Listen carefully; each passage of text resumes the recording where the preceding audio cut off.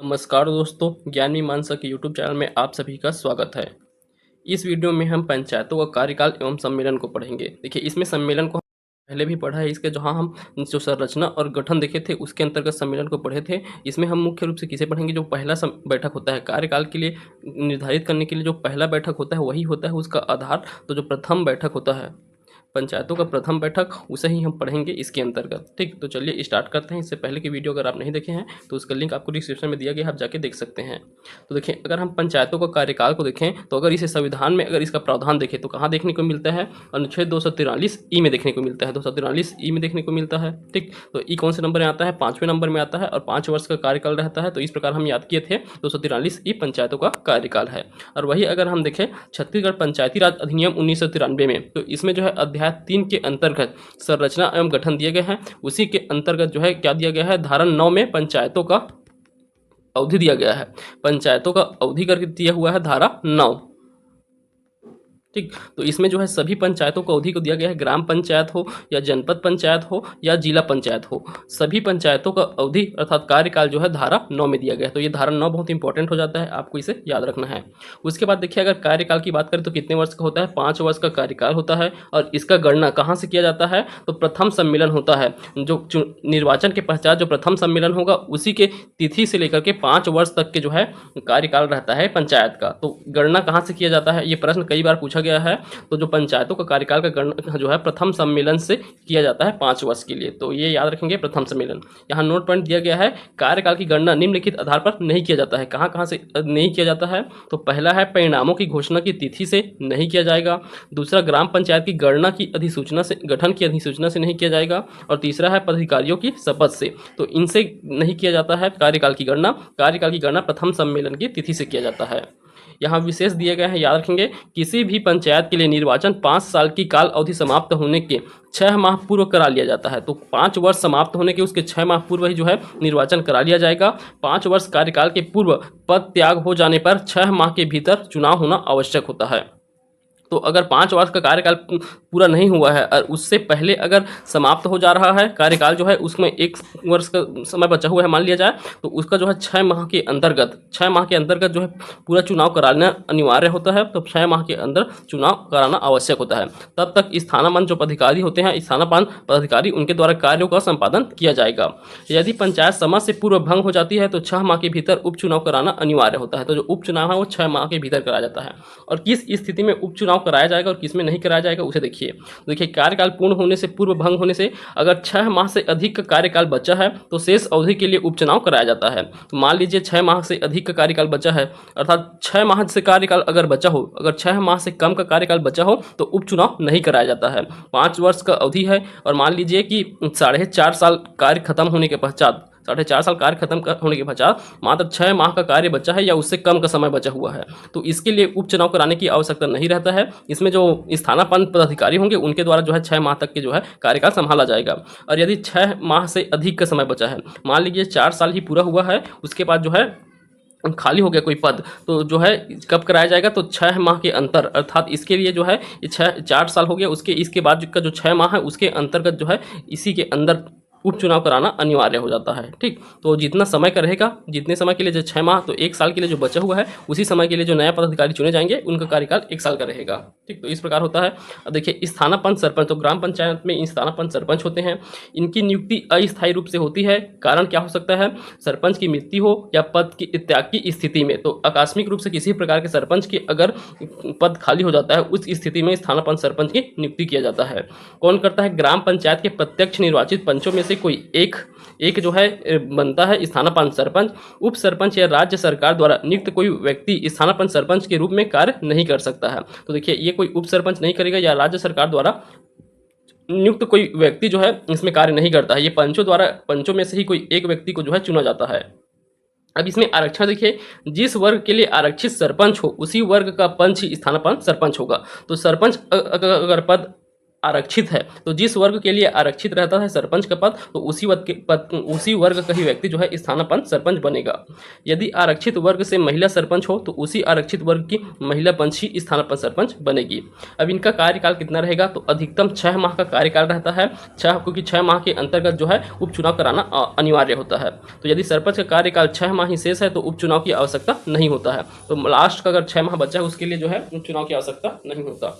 यदि सरपंच का कार्यकाल 6 माह से अधिक बचा हो तो उपचुनाव होगा। नवनिर्वाचित सरपंच का कार्यकाल शेष कार्यकाल के लिए होगा, न कि 5 वर्ष के लिए। तो जितना शेष बचा है कार्यकाल उसी के लिए होगा, पूरे 5 वर्ष के लिए नहीं होगा। चलिए अगला देखिए, अस्थायी सरपंच। यदि सरपंच का चुनाव लंबित हो तो पंचों में से किसी एक पंच को स्थानापन्न सरपंच के रूप में चुना जाता है। इस पद्धति द्वारा चयनित पंच को अस्थायी सरपंच कहते हैं। ठीक, तो अस्थायी सरपंच इससे पहले भी पढ़े हैं हम अस्थायी सरपंच और स्थानापन्न सरपंच को। अब देखिए, अब जो है प्रथम सम्मेलन है, दूसरा टॉपिक देखिए प्रथम सम्मेलन को। तो प्रथम सम्मेलन यह जो है रिजल्ट प्रकाशन होने की, तो चुनाव का जो रिजल्ट प्रकाशन होने की तारीख से 30 दिन के भीतर पंचायत का प्रथम सम्मेलन आयोजित किया जाएगा। तो 30 दिनों के भीतर आयोजित करना होता है प्रथम सम्मेलन को। इसके लिए अध्यक्षता विहित प्राधिकारी द्वारा किया जाता है और अलग अलग स्तर पर अलग अलग पदाधिकारी होते हैं। तो देखिए, ग्राम पंचायत में विहित पदाधिकारी ग्राम पंचायत सचिव होते हैं। दूसरा, जनपद पंचायत में जो जनपद पंचायत के सीईओ होंगे वे जो है यहाँ के क्या होंगे, विहित पदाधिकारी। और जिला पंचायत में जिला पंचायत सीईओ होंगे, वे जो है विहित पदाधिकारी होंगे। पंचायती राज व्यवस्था का कार्यकाल प्रथम सम्मेलन से 5 वर्ष तक के होता है। यदि यह कार्यकाल के दौरान ही विघटित हो जाए तो शेष कार्यकाल के लिए उपचुनाव होता है। यदि कार्यकाल 6 माह शेष हो तो उपचुनाव नहीं होता है। इसे कई बार पढ़ चुके हैं हम। अब चलिए ग्राम पंचायत में प्रथम सम्मेलन। तो ग्राम पंचायत में प्रथम सम्मेलन, इसका प्रावधान हमें कहाँ देखने को मिलेगा, तो छत्तीसगढ़ पंचायती राज अधिनियम की धारा 20 है। तो धारा 20 में दिया गया है ग्राम पंचायत के प्रथम सम्मेलन और उसके साथ इसकी पदअवधि दिया गया है। प्रथम सम्मेलन और पदअवधि दिया गया है ग्राम पंचायत का। तो प्रथम सम्मेलन के दिवस ग्राम पंचायत में निम्नलिखित कृत्य संपादित किए जाते हैं। तो क्या क्या किया जाता है प्रथम सम्मेलन में, तो सबसे पहले तो नवनिर्वाचित पदाधिकारियों को शपथ दिलाया जाएगा। पहले जो पंच है, निर्वाचित पंच है और सरपंच, उन्हें जो है शपथ दिलाया जाता है। दूसरा है, ग्राम पंचायत के प्रथम सम्मेलन की तिथि से उसके कार्यकाल अवधि की गणना की जाती है। तो इसके कार्यकाल, जो पंचायत की कार्यकाल है, उसका भी गणना प्रथम सम्मेलन से किया जाता है। तीसरा है, ग्राम पंचायत के पदाधिकारी प्रथम सम्मेलन की तारीख से 5 वर्ष के लिए पद धारण करेंगे, उससे अधिक के लिए नहीं। तो 5 वर्ष के लिए यहाँ से लेकर के 5 वर्ष तक के कार्यकाल रहेगा। यदि सरपंच या उप सरपंच भविष्य में, अगर देखिए यहाँ जो है सरपंच या उप सरपंच किन किन पदों में जाते हैं तो उनका पद रिक्त माना जाएगा। तो अगर सरपंच या उप सरपंच भविष्य में सांसद बनते हैं, लोकसभा या राज्यसभा का, या राज्य विधानसभा का सदस्य बनते हैं अर्थात विधायक बनते हैं, या किसी सहकारी सोसाइटी का सभापति या उपसभापति हो जाते हैं, तो उस स्थिति में उसी तिथि से सरपंच या उप सरपंच का पद रिक्त समझा जाएगा। लेकिन सरपंच को इन बातों से होते हुए समस्त कार्यों के लिए अगले निर्वाचन तक के ग्राम पंचायत का पंच समझा जाएगा। तो वे जो है अगर सरपंच के पद में है तो उनका सरपंच के पद से रिक्त समझा जाएगा, परंतु वो जिस ग्राम पंचायत में है उस ग्राम पंचायत के उन्हें एक पंच के रूप में माना दिया जाएगा। ठीक, चलिए अगला देखिए, यदि चुनाव का बहिष्कार किया जाए, अगर चुनाव का बहिष्कार किया जाए तो किसी पंचायत में पंच का पद लंबित होने की दशा में ग्राम पंचायत की कोई भी कार्यवाही रोकी नहीं जाएगी। तो इसमें जो है पंचायत, अगर पंच का पद नहीं है, अगर कोई भी पंच का पद खाली है तो उसमें जो है ग्राम पंचायत की कोई भी कार्यवाही नहीं रोकी जाएगी। यदि किसी ग्राम पंचायत में पंचों को चुनाव होता है किंतु सरपंच का पद लंबित होने की दशा में प्रथम सम्मेलन में पंचों द्वारा अपने में से किसी एक को सरपंच पद के लिए चयनित करेंगे, जिसे स्थानापन्न सरपंच कहेंगे, जिसका कार्यकाल निर्वाचित सरपंच के पद ग्रहण करने तक होगा। अर्थात स्थानापन्न सरपंच का निर्वाचन पंचों द्वारा अपने में से किसी एक पंच का चयन करके किया जाएगा। तो वही है यहाँ, इस स्थिति में अगर सरपंच का चुनाव लंबित रहता है तो क्या किया जाता है, स्थानापन्न सरपंच का चुनाव किया जाता है पंचों में से किसी एक का। तो यहाँ प्रश्न में पूछा गया, आप देख सकते हैं, यदि ग्राम पंचायत में सरपंच का चुनाव लंबित है तो क्या होगा। तो क्या होता है, इसमें क्या होगा, तो पंच अपने में से कार्यकारी सरपंच का चुनाव करेंगे, जिसे स्थानापन्न सरपंच कहते हैं।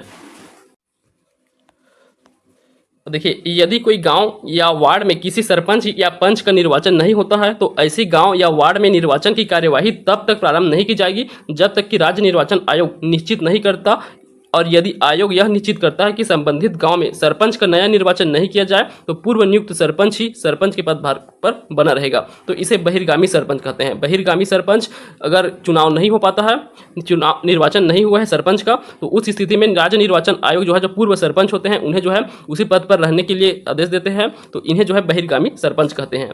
यदि पंचायती राज व्यवस्था के किसी भी स्तर पर किसी पदाधिकारी का पद रिक्त हो और उसकी अवधि 6 माह से अधिक शेष हो या विघटन हो जाए तो 6 माह के भीतर उपचुनाव कराना आवश्यक होता है। चलिए अब देखिए जनपद पंचायत का जो प्रथम सम्मेलन है उसे अभी हम जो देखे हैं वो ग्राम पंचायत का प्रथम सम्मेलन था। अब जनपद पंचायत का देखिए तो इसका प्रावधान हमें देखने को मिलता है। तो पंचायती राज अधिनियम 1993 के धारा 27 में दिया गया है जनपद पंचायत का प्रथम सम्मेलन और पदअवधि दिया गया है। ठीक, प्रथम सम्मेलन और पदअवधि दोनों दिया गया है धारा 27 में। प्रथम सम्मेलन के दिवस जनपद पंचायत में निम्नलिखित कृत्य संपादित किए जाते हैं। तो क्या क्या वही होगा जो उसमें किया गया। नवनिर्वाचित पदाधिकारियों को शपथ दिलाया जाएगा। दूसरा, जनपद पंचायत के प्रथम सम्मेलन की तिथि से उसके कार्यकाल अवधि की गणना किया जाएगा और इनका गणना जो है प्रथम सम्मेलन की तारीख से 5 वर्ष के लिए पद धारण करेंगे, उससे अधिक के लिए नहीं करेंगे, अर्थात 5 वर्ष का अवधि रहेगा प्रथम सम्मेलन से। सेम जो है जिला पंचायत का भी है, बस इसमें धारा चेंज हो जाएगा।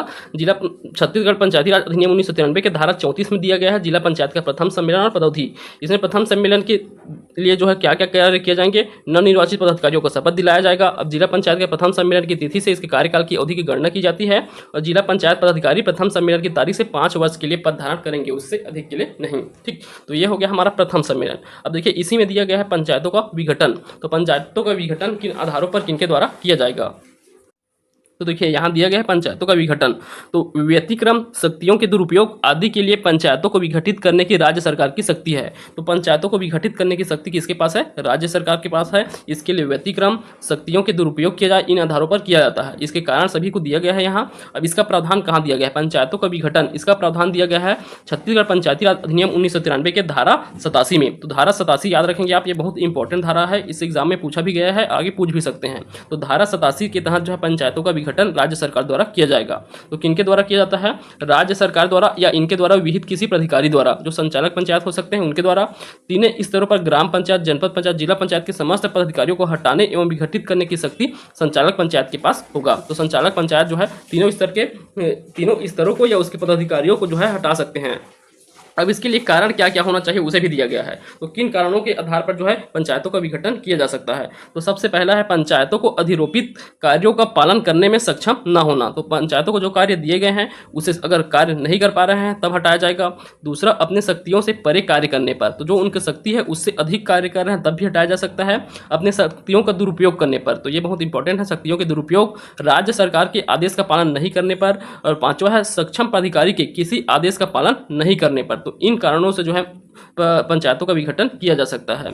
अब देखिए इसमें जो है नोट पॉइंट दिया गया है, विघटन जांच करने के पश्चात ही किया जाएगा। अगर कोई किसी भी पंचायत का विघटन करना है तो उसका जो है जांच किया जाएगा, उसी के बाद किया जाता है। विघटन आदेश तब तक पारित नहीं किया जाएगा जब तक पंचायत को अपना स्पष्टीकरण देने के लिए युक्तियुक्त अवसर न दिया जाए। तो पंचायत को जो है स्पष्टीकरण का अवसर भी दिया जाता है, उसके बाद ही विघटन किया जाता है।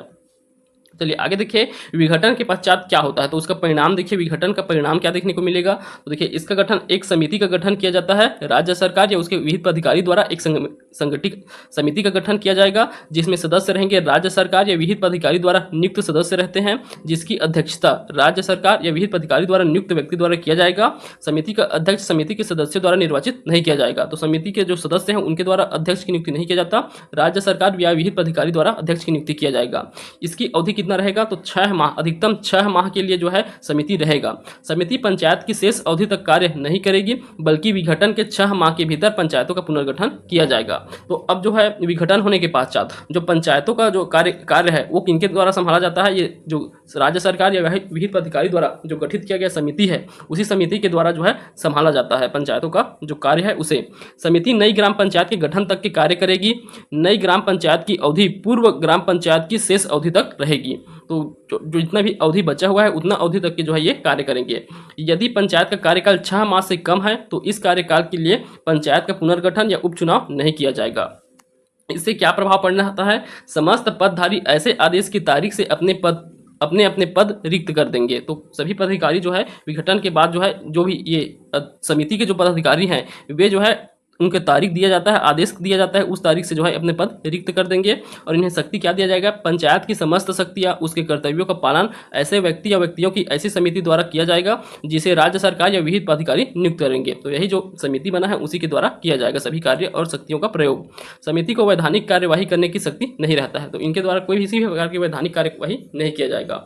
अब देखिए ग्राम पंचायत विघटित करने से संबंधित अधिकारी तो कौन होते हैं। तो इसके लिए आप देख सकते हैं ग्राम पंचायतों के लिए तो सभी स्तर के लिए संचालक पंचायत विघटित कर सकते हैं।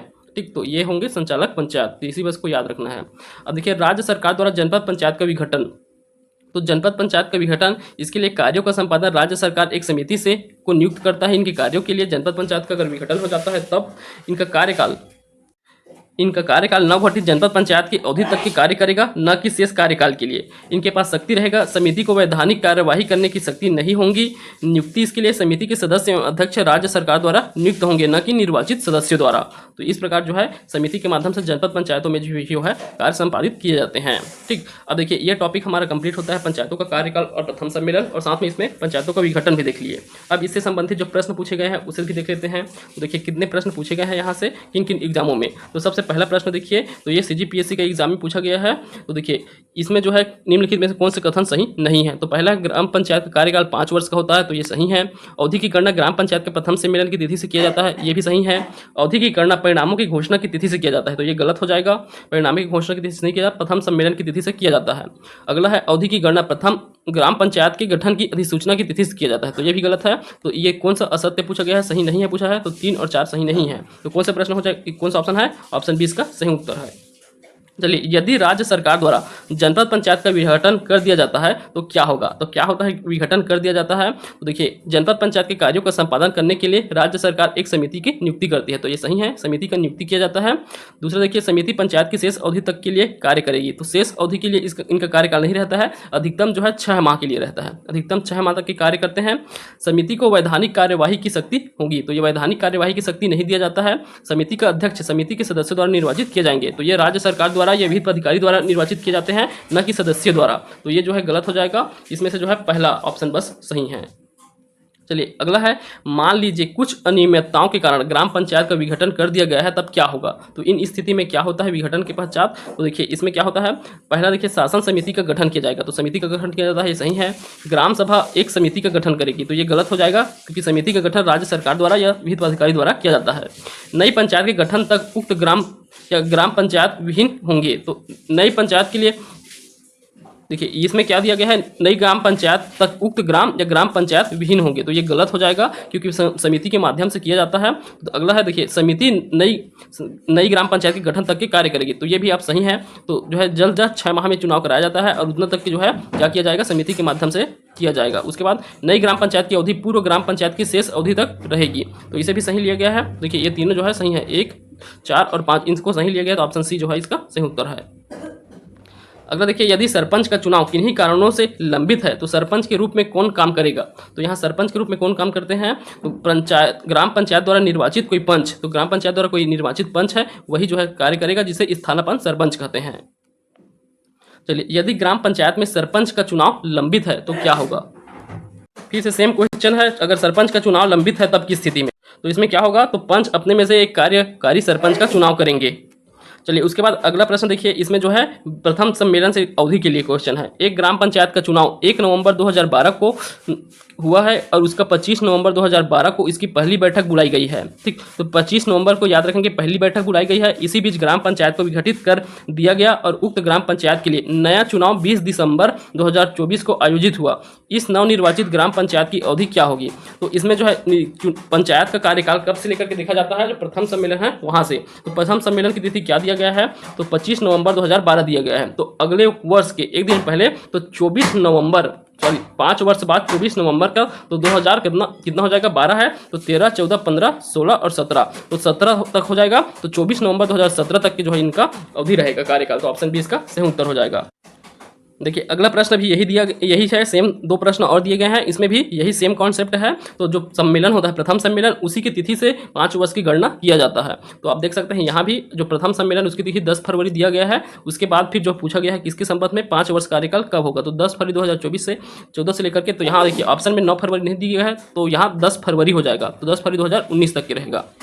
वैसे आप देख सकते हैं यहाँ भी है, इसमें जो है प्रथम सम्मेलन 24 जनवरी 2016 दिया गया है, तो यहाँ आंसर क्या हो जाएगा, तो 24 जनवरी या फिर देखिए 23 जनवरी दिया होगा, तो 24 जनवरी दिया गया है यहाँ 2021, तो यही जो होगा इसका कार्यकाल हो जाएगा 5 वर्ष का। ठीक, तो ये इसका सही उत्तर हो जाएगा। अब अगला प्रश्न देखिए, ग्राम पंचायत की अवधि की गणना निर्धारित किया जाता है, तो ये भी प्रश्न रिपीट हुआ है। तो ग्राम पंचायत के प्रथम सम्मेलन की तिथि से जो है गणना काउंट किया जाता है। उसके बाद देखिए यहाँ हमारा पूरा कंप्लीट हो जाता है प्रश्न, इतना प्रश्न इस प्रकार प्रश्न पूछे जाते हैं, तो इसी प्रकार आप जो है याद रखेंगे इसे। अगर आपको हमारा वीडियो पसंद आया तो वीडियो को लाइक कीजिए, अपने दोस्तों में शेयर कीजिए और चैनल को सब्सक्राइब कीजिए। धन्यवाद।